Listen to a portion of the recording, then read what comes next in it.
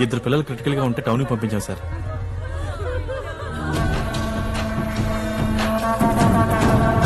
ఎవరి పిల్లలు చనిపోయింది? అయిపోయిందిగా. చనిపోయిన వాళ్ళకి 10,000, దెబ్బ తగిన వాళ్ళకి 5,000.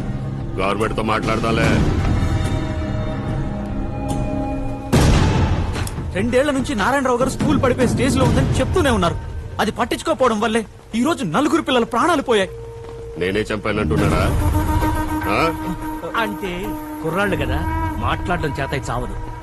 మీరన్నట్టు జరిగిందేదో జరిగిపోయింది. పక్క ఊళ్ళల్లో కూడా ఇంకో 10-15 జడ్పీఐ స్కూళ్లు ఇలాగే ఉన్నాయి. ఎప్పుడు ఏం జరుగుతుందని భయంగా ఉంది. మీరే ఏదైనా చేస్తే. నేను అదే చెప్తున్నా.